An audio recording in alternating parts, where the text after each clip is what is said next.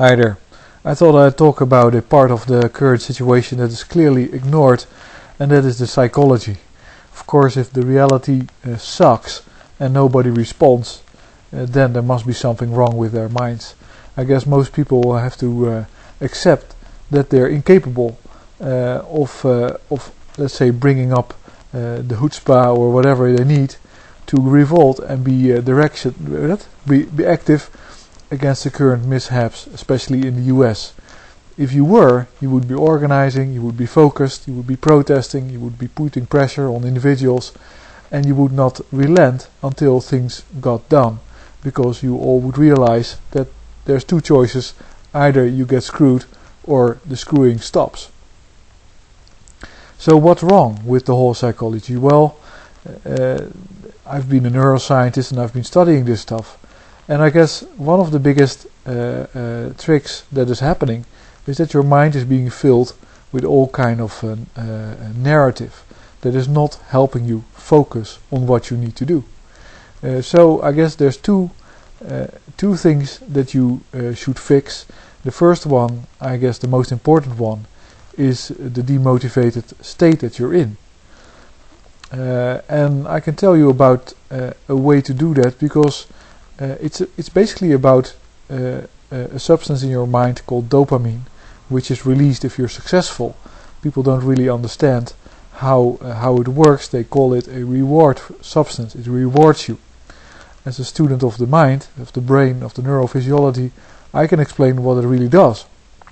What it does, it provides freedom of choice. Very strange, but that's the biggest reward you can get. And it's the most logical one, because our brain sits on top of our organism, our body. We move around in the world and we can make all kinds of mistakes, and all those mistakes can, in a natural setting, kill us. That's basically, if an animal walks around in nature, it is right or dead, either one of these two.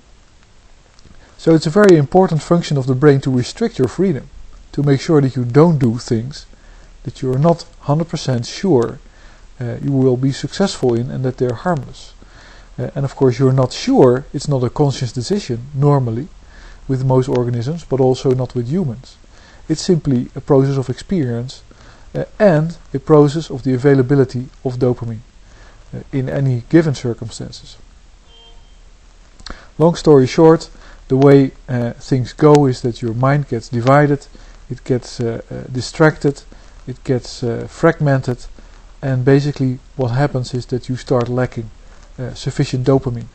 And patients that have a defect supply of dopamine are well known, because they appear in the movie Awakenings, where the substantia nigra, which is the area of the brain which triggers the release of dopamine, is dead in some patients, or destroyed. It's only a few thousand neurons that you have to destroy to make somebody immobile. Catatonic. Somebody doesn't move. Funny thing is that if you throw a ball at them, then there's so much activity in the brain from seeing it approach that the brain can reorganize and respond and move the arm in order to catch the ball. And of course, if you supply people with L-Dopa, which is a dopamine precursor, they suddenly start making a lot more dopamine from the few neurons that are still left, and they start moving again. And that was what Oliver Sacks wrote about in his book Awakenings.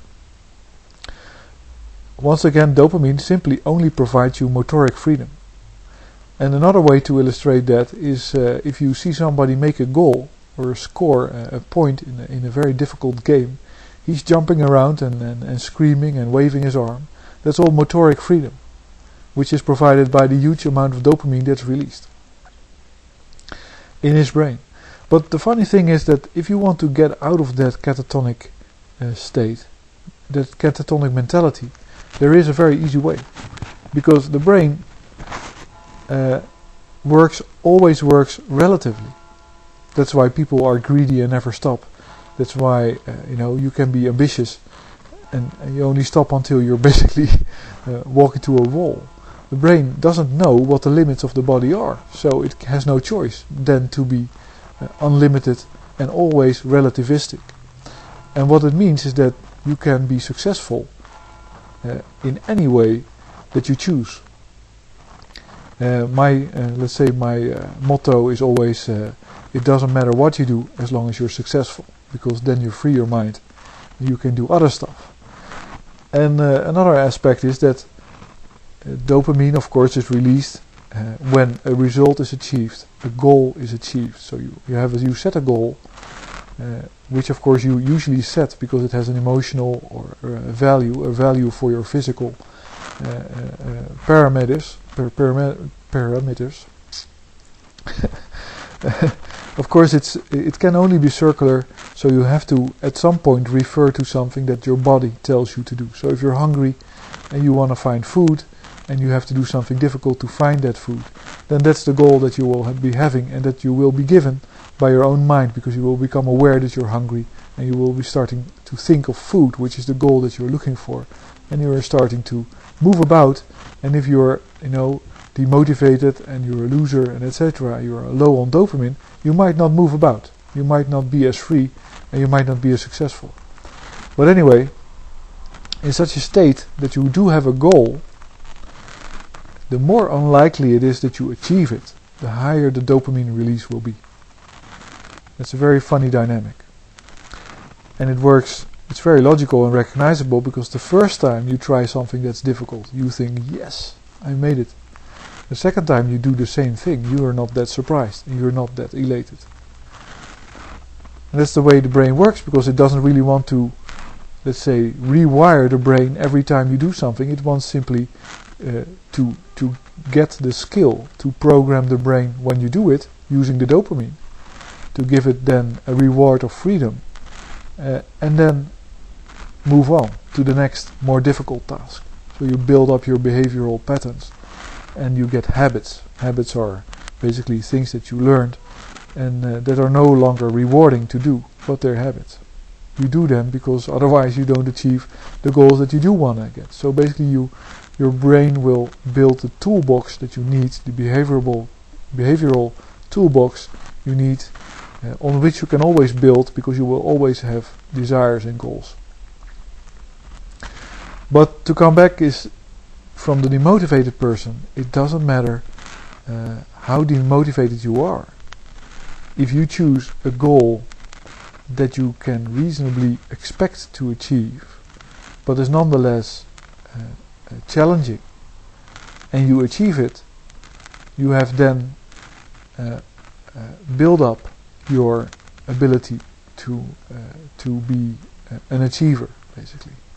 Because it's a long story, but there's one other aspect to it, and that is that the dopamine release will be, the expectancy is dynamic also. It is dependent on basically whether there are true rewards in the environment. If you never get a real reward, if you always get frustrated by the media, by the banks, by people that tell you what to do, by the legal system that sucks, all those things, then at a certain point your brain will not be able to imagine the expected reward, the possibility, because it simply forgot about it.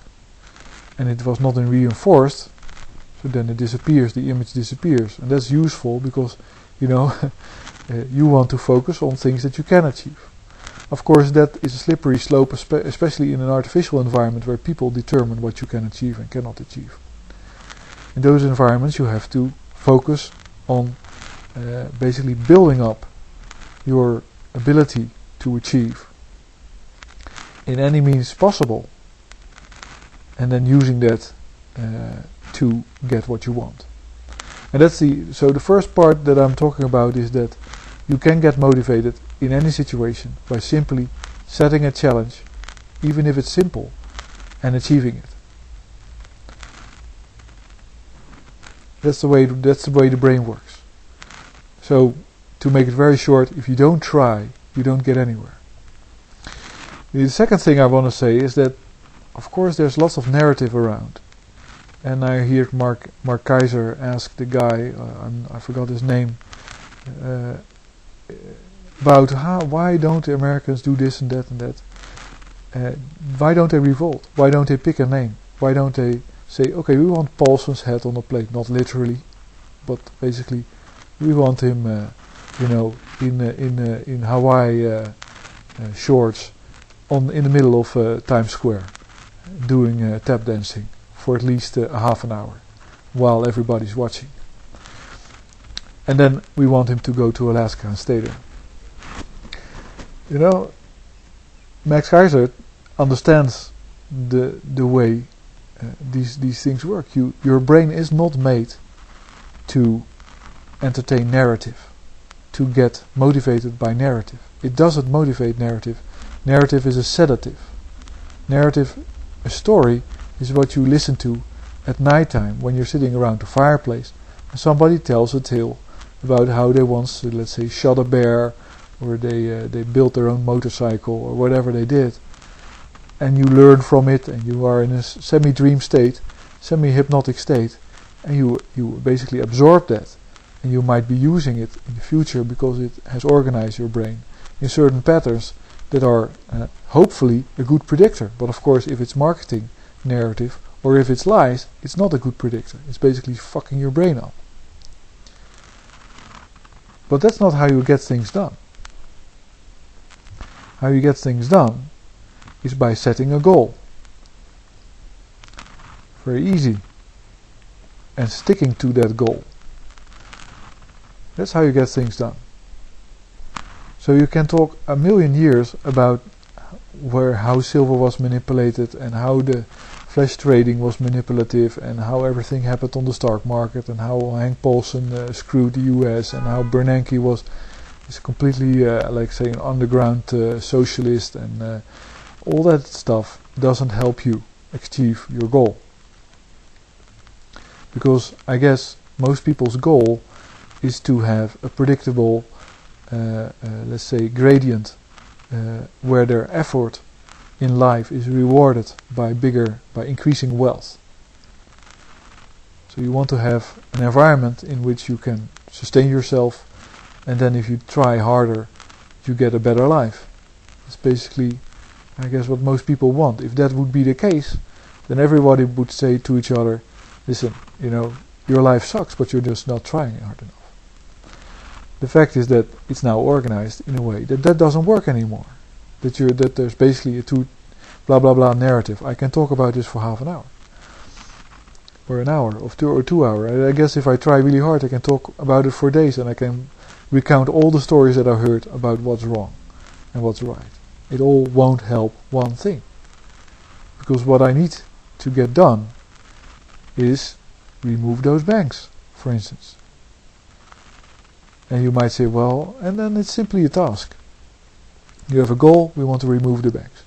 How do we remove the banks? Well, we have to start somewhere. Let's demotivate people from going to banks or working at banks. Let's put pressure on them. How do I do that? Well, and then, in that process of reasoning how I get it done, you might try politics, and then you see politics is rigged. Okay, so you can't use politics anymore. Well, you don't want to end up in jail. Well, there's many ways in which you can do something without ending up in jail. You can do it secretly, so nobody notices. Still, you can be extremely annoying to everybody that's now fucking you over. Nobody can. That's what shouting is. If you go to your job and you have every morning you go to the front door and somebody's standing there screaming at your head saying you're a thief, you're a fraud, and give me back my real economy. If you don't do it, nothing happens. So that's my 2 points, which completely make it unnecessary to learn one thing more about the financial system. The only thing, because you draw on a conclusion, I guess, that you want to get rid of it. Well, that's, let's say, the many million ways in which historically and ethically and financially and economically the whole system is rigged and doesn't work. That's like a library of stories that you can think about, and it's very entertaining, and that's one of the reasons, of course, that I got interested in it, because of course people that talk about it can be entertaining and it's intriguing, and it's just simply my hobby, my interest. But I guess by now, I think, oh my god, oh sorry, it just switched off. By now, I think it's a menace on our planet. It's a big, huge problem. It's like a mafia. It's like a pimp that's getting all the daughters in the town and turning them into whores. It's something that needs to be eliminated. And I'm not talking about mercenaries shooting people or stuff like that. But it has to go. That's the conclusion. Working from that, you don't really need to know the history at all. It's all only nuts and bolts, if I use the term correctly. It's how do you get that done? And I guess one of the things you can do is organize. And I just don't, Mr. McGraw, that's his name. I think he's a complete propagandist. He's one of those propagandists. Krieger, propagandist. All these narrative people are propagandists.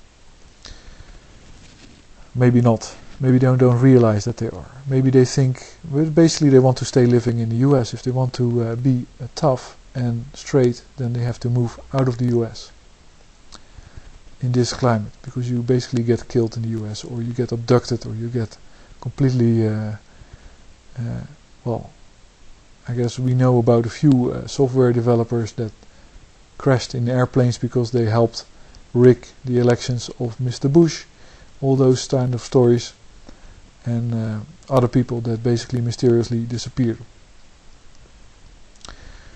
You know, you don't really get to do anything significant if you're in the US. So that's my advice. You know, realize that you have a goal.